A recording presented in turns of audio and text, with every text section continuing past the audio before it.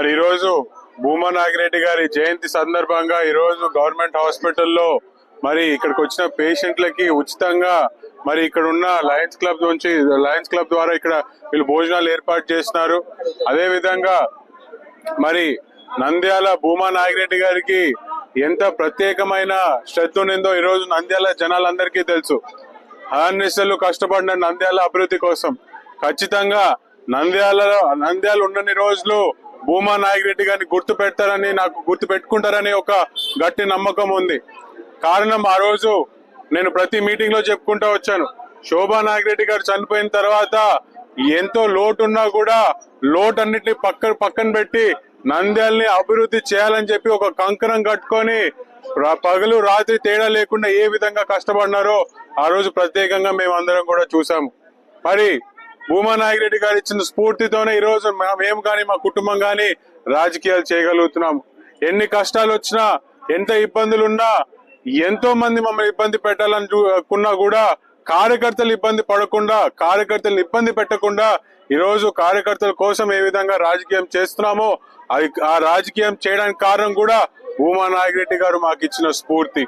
మరి ఇదే ఈరోజు ఆలగడ్డలో ఈరోజు సేల్ అనే ఒక సోలార్ కంపెనీ వచ్చింది. ఈరోజు వాళ్ళు ఈ దేశంలోనే ఎన్నో రాష్ట్రాల్లో ఉన్నారు, కానీ ఏ రాష్ట్రంలో ఏ నియోజకవర్గంలో కూడా వడ్డీ లేని రుణాలు రైతులకు అందజేసే పరిస్థితులు లేదు.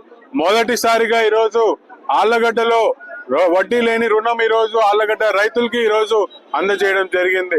ఈరోజు రైతుల కోసం నిలబడాలన్నా, మరి కార్యకర్తల కోసం నిలబడాలన్నా అది భూమా నాగిరెడ్డి గారి అడుగు జాడల్లో మేము నడుస్తున్నందుకే ఈరోజు ఏదన్నా సాధ్యమవుతుంది.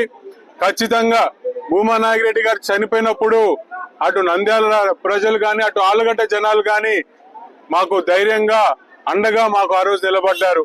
ఖచ్చితంగా నంద్యాల కార్యకర్తలకు కానీ ఆళ్లగడ్డ కార్యకర్తలు కానీ భూమా కార్యకర్తలు ఎక్కడున్నా, మరీ ప్రత్యేకంగా భూమా నాగిరెడ్డి గారి అభిమానులు కార్యకర్తలు నంద్యాలలో ఉన్న వాళ్ళకు కూడా చెప్తున్నాను, ఖచ్చితంగా వచ్చే రోజుల్లో మీరందరూ గర్వపడే విధంగా మేము రాజకీయాలు చేస్తాము.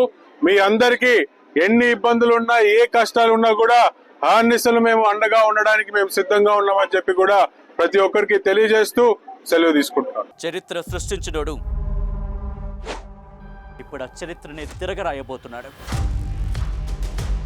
అబద్ధాల గోడల్ని బద్దలు కొట్టి నిజాలను రాగా మీ ముందుంచబోతున్నాడు. నిజమైన వార్తల కోసం వెంటనే డౌన్లోడ్ చేసుకోండి రా యాప్ని.